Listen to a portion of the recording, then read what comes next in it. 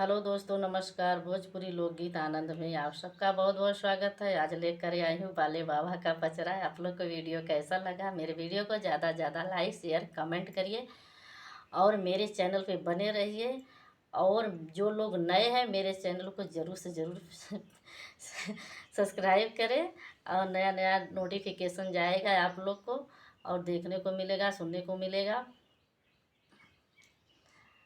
अल्लाह मोतिया लुटावै हम बिना नवा के चली। अल्लाह मोतिया लुटावै हम बिना नवा के चली।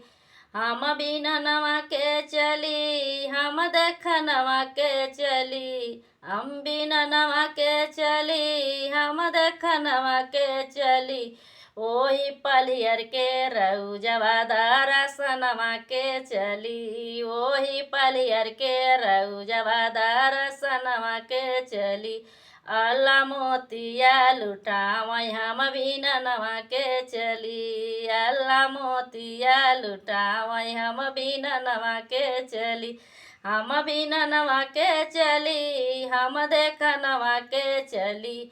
ओही आमीन के रउजवा दरसनवा के चली। ओही आमीन के रउजवा दरसनवा के चली।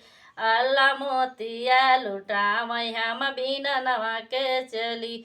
हम बिना नवा के चली, हम देख नवा के चली। ओही अठी लेके रउजवा दरसनवा के चली। ओही अठी लेके रउजवा दरसनवा के चली।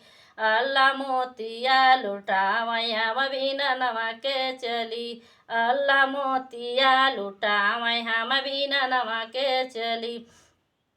हम बिना नवा के चली, हम देख नवा के चली। बीबी जोहरा के रउजवा दरसनवा के चली।